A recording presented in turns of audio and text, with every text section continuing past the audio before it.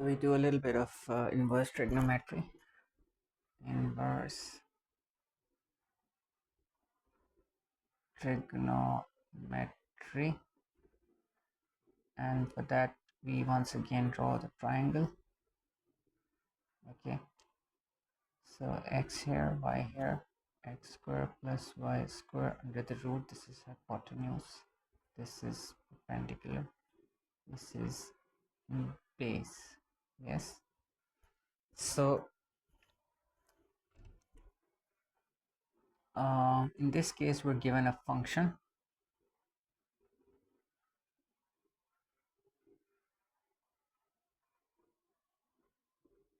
Okay, let me just show you what inverse trigonometry means. Basically we have sine theta is equal to y by x. So now we have y is equal to x sine of theta. Yes,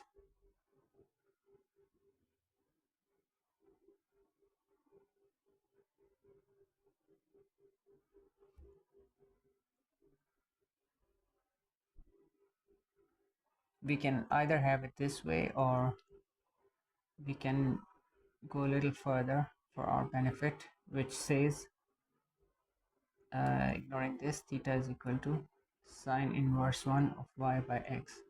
Y by x can be a numeric value or numbers with which give us this fraction, and then when we can calculate this angle, and then when we have this angle once, for periodic functions there's repetition, which means there's a certain angle, there's a certain value, let's call this value v, plus there is then a period of that ratio, the sine in this case, that keeps repeating. Same goes for cos theta, which is okay, wait here, y by x square plus y square in the right angle triangle. Okay, so sine inverse y by x square plus y square under the root. Inverse cos theta is equal to x by x square plus y square under the root. So theta inverse, theta is equal to cos inverse 1 of x by x square plus y square under the root. Yes, and once we have this value, we can have this, we can for periodic functions we can put the period of cos as well, after which it keeps repeating, it comes again and the value gets repeated. And for tangent theta we have y by x, so theta is equal to tan inverse 1 of y by x, and theta is equal to some value which we calculate from this fraction, and then we find the inverse trigonometric ratio, the tan inverse in this case for that fraction or number, and then we put in addition the period of the angle tangent, because in a continuous function or a repeating function, this value, this overall value, this period of tangent will come again in the quadrants somewhere, and we put it as the channel form here. So, and if we have, for example, a case where tangent theta is equal to 1, so we put y is equal to tangent theta, so we put f of x is equal to y is equal to tangent theta. This is the first step. So what we do for the numeric calculation is that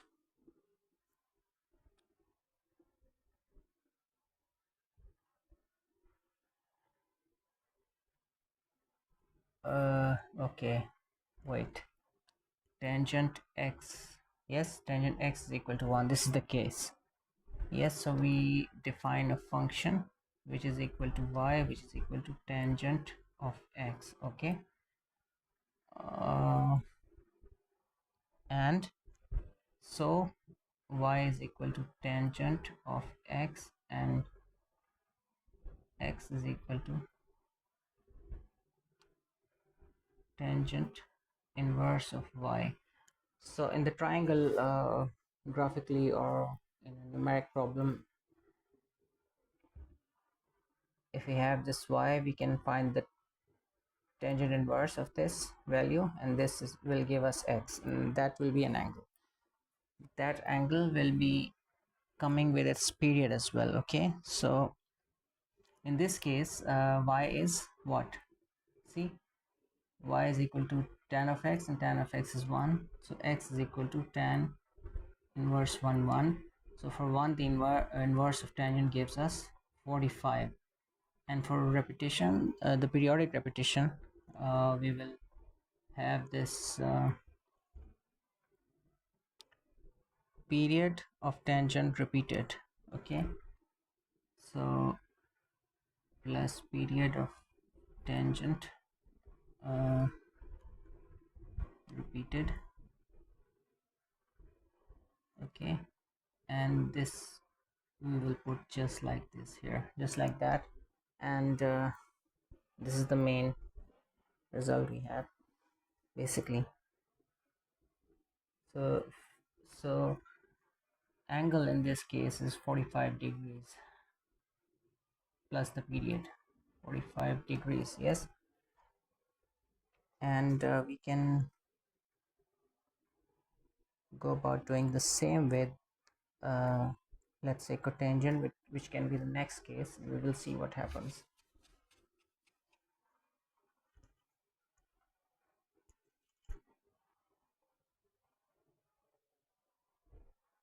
See, for example, if we have another case which says tangent of x is equal to 1. Okay, so y is equal to, so f of x is equal to y is equal to cotangent of x. Okay, so y is equal to cotangent, y is equal to cotangent of x. Okay, and cotangent of x is equal to 1.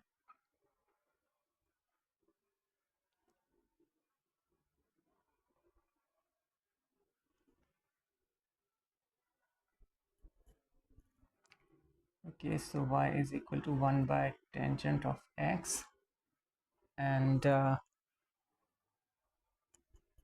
you see uh,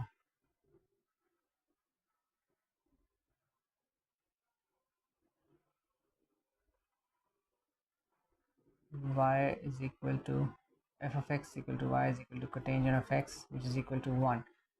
So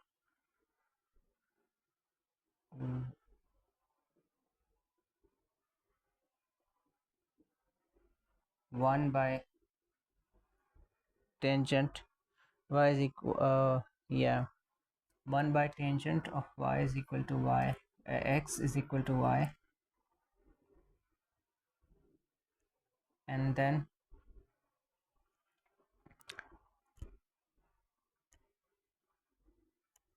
y,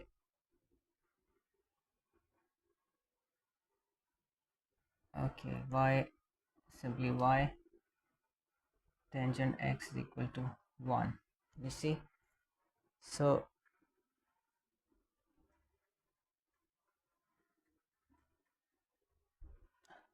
tangent of x is equal to 1 by y now, so x would be tan inverse of 1 by y.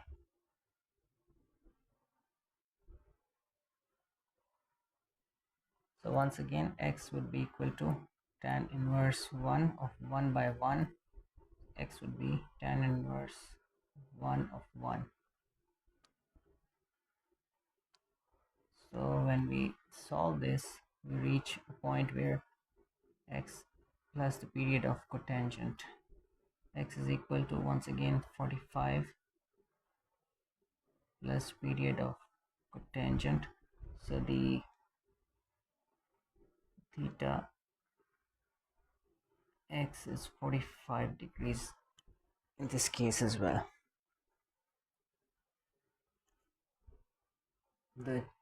Now the generalization of Cramer's rule.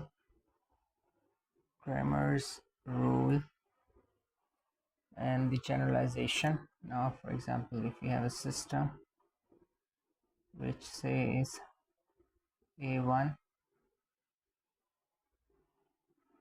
B1, C1, A2, B2, C2, A3, B3, C3 into okay,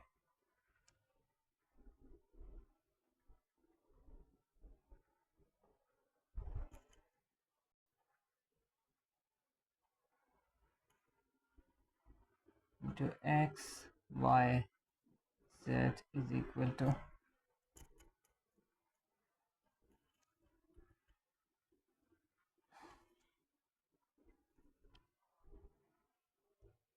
certain numeric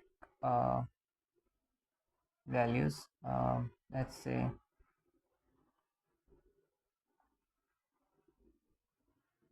n1, n2, n3. Yes. So the okay, wait. B1, B2, B3 for simplicity, and here we put for simplicity A11, A12, A13, A21, A22, A23, and then A31, A32, A33.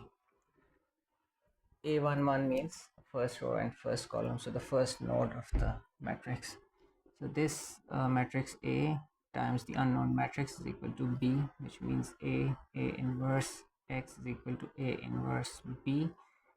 So X is equal to A inverse 1B. Yes, so A inverse now is equal to adjoint of A upon determinant of A, and determinant of A should not be 0 for a valid result. And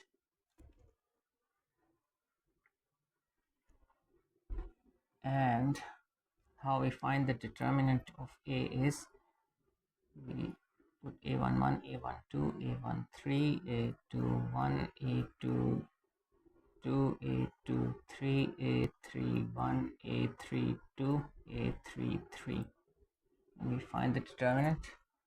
And how we do that is A11, we take the first row and the first column out and we cross multiply the rest. A22, A33 minus A32, A23. Yes, and now the first row and second column minus A12 dot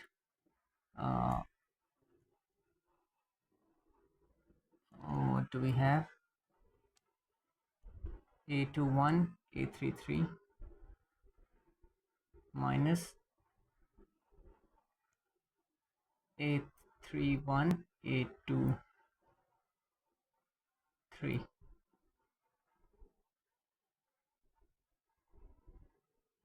A23, okay, and then plus first row and third column,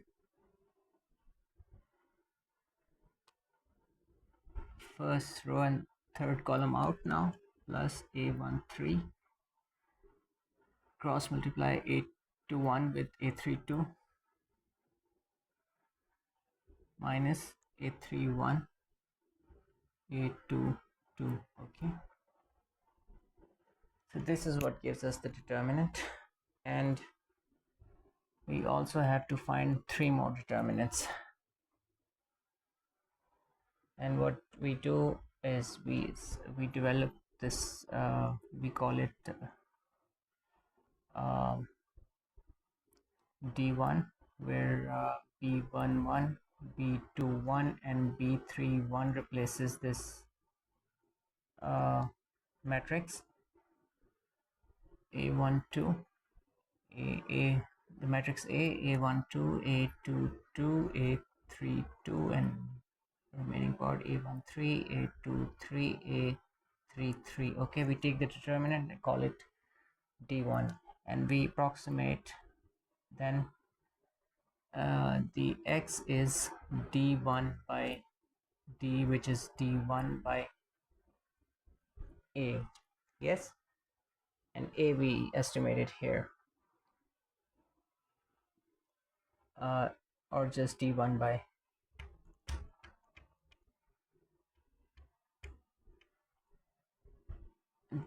uh, D1 by A, determinant of A. Okay, so we have this, and we go further with the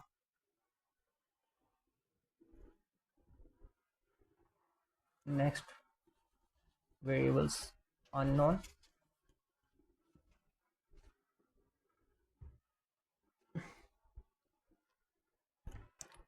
For y we go D2 by A, and for z we go D3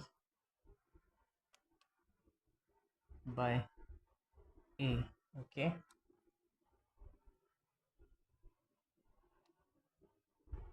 and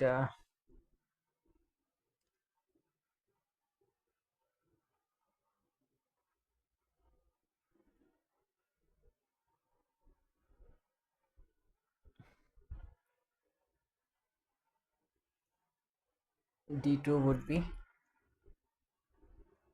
A11, A21, A31, and B11, B21, B31, and A13, A23, A33, and D3 would be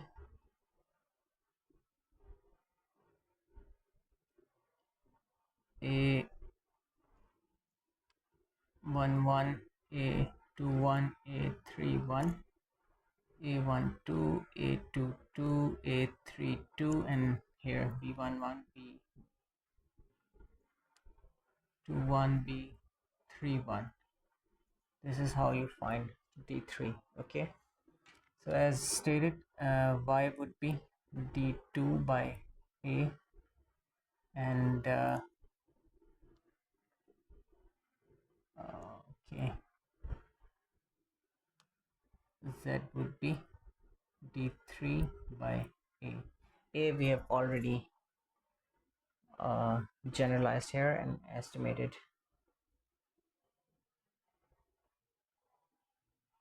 recently.